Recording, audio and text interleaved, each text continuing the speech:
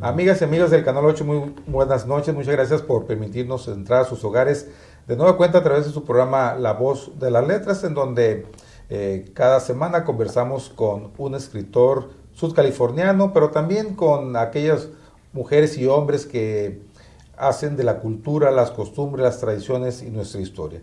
Y en esta ocasión también tenemos a un invitado muy especial. Está con nosotros el profesor Martín Avilés Ortega. Maestro, muchas gracias por acompañarnos. Sí, pues gracias a ustedes por invitarnos y qué bueno que estar en contacto con este auditorio y con esta actividad tan importante para la cultura y para nosotros las personas que escribimos, darnos a conocer y llegar con la gente a través de este medio.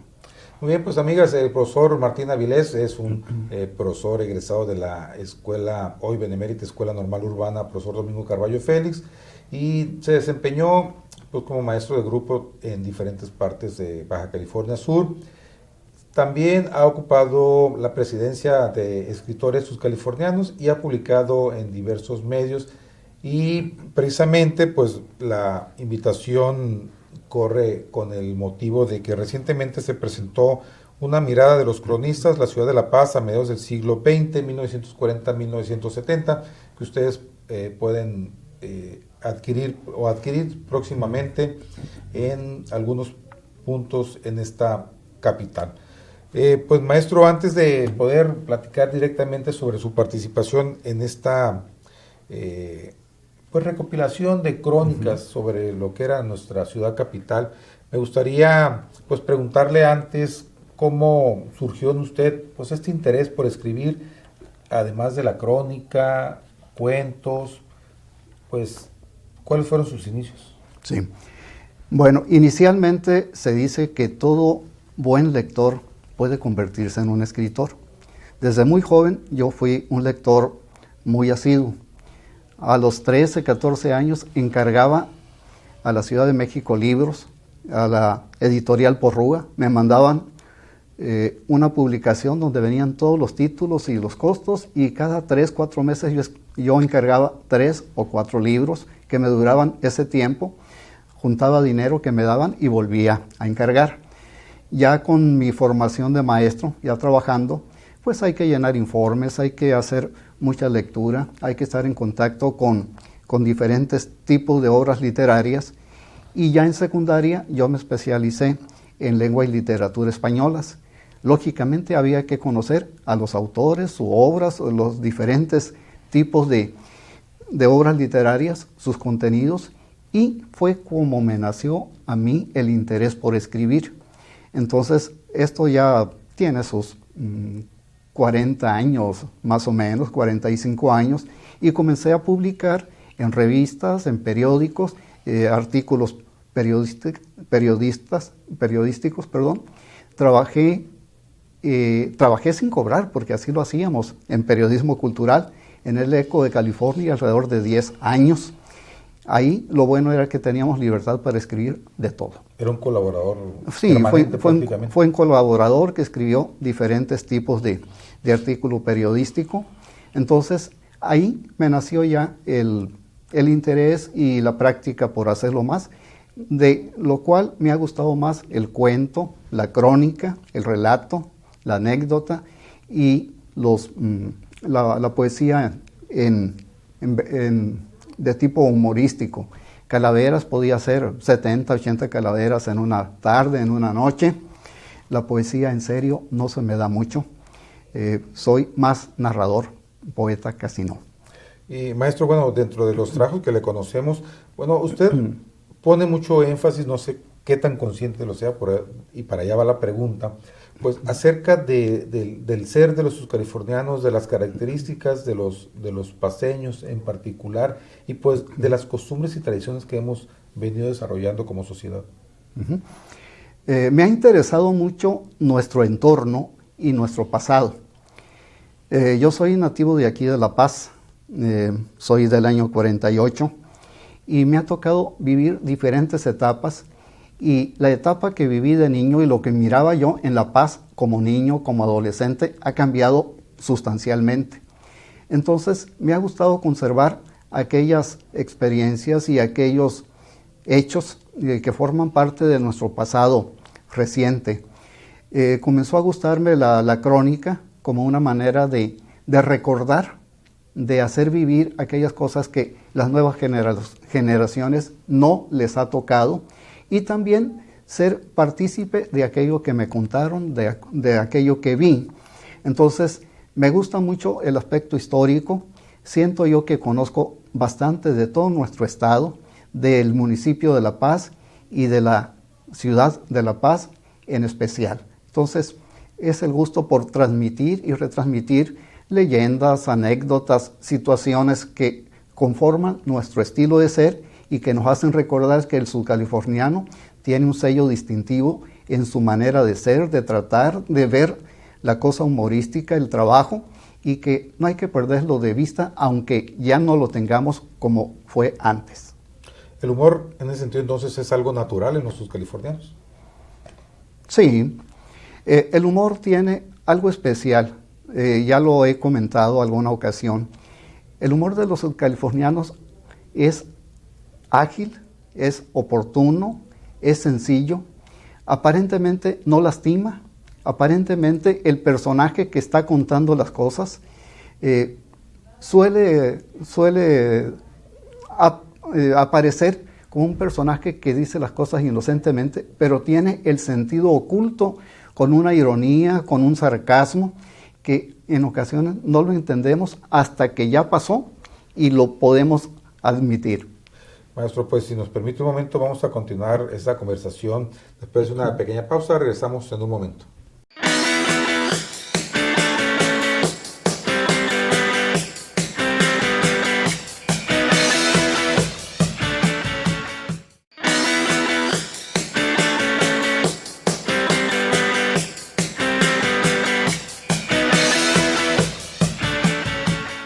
Amigas y amigos, pues nuevamente estamos de vuelta en su programa La Voz de las Letras. Estamos platicando con el profesor Martín Avilés Ortega. Maestro, gracias por continuar con nosotros. Antes de la pausa, pues tratamos el tema del humor del sudcaliforniano, pero hay algunos lugares que son más humorísticos o que las personas reflejan con mayor nitidez el humor con respecto a otras partes del estado. Sí, cada zona tiene sus características, a veces muy superficialmente conocidas. Si nosotros hablamos de Todos Santos es un lugar que tiene un humor muy bien establecido, en el cual antes los naturales del lugar tenían una facilidad para captar las características de cada persona y poner un apodo, un sobrenombre de acuerdo con sus características físicas o con lo que había sucedido. Hoy, actualmente, siguen teniendo esa facilidad para el humor, para poner un apodo, pero se basan mucho en la televisión, en las cosas de la publicidad, y han perdido un poco de esa cualidad natural de observación. Si encontramos nosotros también en Santa Rosalía es un pueblo que sabe reír, y es un pueblo muy amistoso, muy dado a la broma y al intercambio de actividad de tipo social. Y ellos, incluso la mala fama que han tenido como pueblo, de que hay o había muchas personas con ciertas características sexuales distintas, lo han tomado a broma y lo consideran como una parte de su humor sin molestarse. En San Ignacio, que es un pueblo muy agradable, muy risueño, muy trabajador, muy trabajadora su gente, porque de San Ignacio salieron los habitantes que fueron a poblar los centros pesqueros de la costa del Pacífico Norte nuestro, que fueron a Guerrero Negro, que fueron a Ensenada, que fueron a Tijuana. Entonces, no era cierto que eran flojos. Se iban a trabajar y en San Ignacio quedaba la gente que tenía la manera de vivir o que tenían su huerta, o volvían los pescadores al terminar la zafra, la etapa en que pescaban. Los Planes es un pueblo que tiene un humor muy característico y podemos marcarlo un poco con el humor de las vaciladas del güero de las canoas, que no era uno solo, eran varios güeros de las canoas.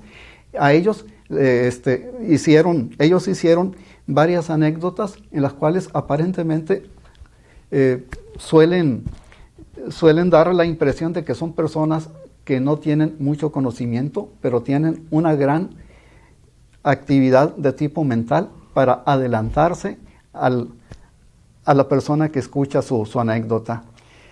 Tenemos el humor de aquí, de nuestra ciudad, pero en general podemos decir que toda zona tiene su humor, y que por lo común el humor propio de los naturales de Sur California es más ligero, es oportuno, trata de tomar alguna característica sin ser insistente, sin ser grosero, a veces sin ser vulgar, pero que provoca la risa o la sonrisa. En ocasiones es la sonrisa únicamente, pero todo es con buena intención. Si tomamos esta parte del humor subcaliforniano y lo trasladamos a la época actual, pues diríamos, como parte de los derechos humanos, que esto es un bullying, ¿no? ¿Cómo era en su infancia y en su juventud tomado por sus propios compañeros o por con quienes vivían en su propio barrio? Uh-huh. En esa época de infancia, de juventud, lo que ahora le llaman bullying, que a mí no me gusta usar una palabra, un anglicismo, pues era más fuerte sobre todo físicamente, porque había más contacto físico tanto en los juegos como en las escuelas. Los muchachos más grandes tomaban a veces el acuerdo de hacer un juego, se daban un puñetazo, el otro lo recibía y al que sorprendían le volvían a dar. Ahora, eso se ha vuelto más agresivo y sobre todo veo que en el aspecto de la burla es más fuerte hoy, es más insistente. Antes eran juegos, eran vaciladas, era burlarse un poco, pero no llegaba al extremo de la actualidad, donde es con más carácter maligno el hecho de establecer esa agresión, tanto física como en forma ya mental, social.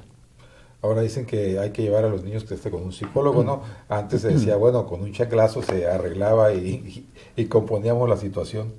Ajá. Hoy cambian las situaciones. Efectivamente, los derechos humanos que han servido para varias cosas, algunas bien intencionadas, otras se les ha dado un sentido de que se protege en ocasiones más al malhechor, al que transgrede la ley, que al afectado. Igual, de la misma manera, quien recibe una ofensa, ¿no? Sí, adelante. Sí. Quien recibe una ofensa también lo toman los derechos humanos, pero me da la impresión de que hemos sido más consecuentes con los demás. Y si antes un cintarazo para un niño, para una niña, era dado, yo creo que eran menos conflictivos los castigos, que eran más castigos físicos que los castigos emocionales. Muy bien, maestro, permítame que lo interrumpa. Vamos a hacer una pequeña pausa en nuestra conversación para regresar en un momento más. Volvemos.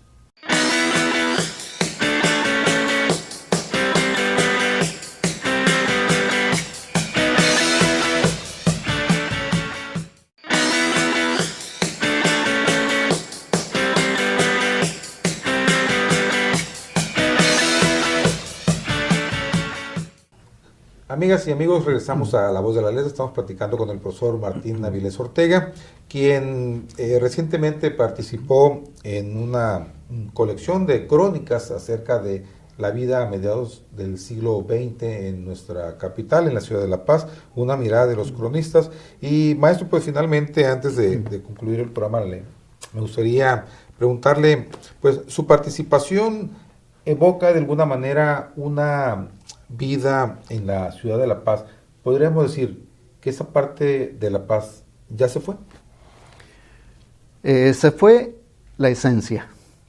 Se fue la esencia y creo que si hablamos de nosotros en lo particular, nuestra edad que ha transcurrido, las cosas que han pasado, las transformaciones que ha tenido la ciudad, nos hacen sentir que sí, ya transcurrió toda esa etapa y ese espíritu que tenía nuestra ciudad. Sin embargo, en este libro de los cronistas, nosotros tuvimos la idea de hablar de nosotros mismos. La idea, quien la elaboró inicialmente fue el arquitecto Gilberto Piñeda Bañuelos, nuestro amigo Tito Piñeda. Nos dijo, miren, los cronistas siempre hablan de lo que vieron o de lo que investigaron, de lo que leyeron, pero nunca hablan de sí mismos. Entonces es importante que la gente los conozca a ustedes, que sepa quiénes son, dónde vivían, qué hacían, por dónde andaban, a qué escuela fueron, etc. Y aparentemente nos daba la impresión de que era un poquito presuntuoso hablar de nosotros mismos. Pero nos dice nuestro amigo Tito, cuando ustedes hablen de sí mismos, va a salir la historia de la ciudad, de cuando ustedes eran jóvenes, adolescentes, niños, o los hombres maduros que posteriormente llegamos a hacerlo. Y la ciudad ha cambiado, se han transformado algunos edificios, algunas calles, algunas tiendas, otras siguen siendo emblemáticas, como el Palacio de Gobierno, que se reconstruyó en réplica con el gobierno del licenciado Ángel César Mendoza Aramburu, el kiosco, que también se reconstruyó después, posteriormente, a lo que era, y pasar por las calles de nuestra ciudad. Hay ciertas zonas donde todavía vemos las casas, el tipo de casas de antes, el tipo de construcción. Se han perdido aquella forma en que todos nos conocíamos, nos saludábamos, no nos tratábamos, pero sabíamos quiénes éramos. Y algunas cosas de nuestro pasado, los cines, el famoso Cine Juárez, que fue tan lleno de recuerdos para nosotros en la etapa de niñez, de juventud, de adolescentes.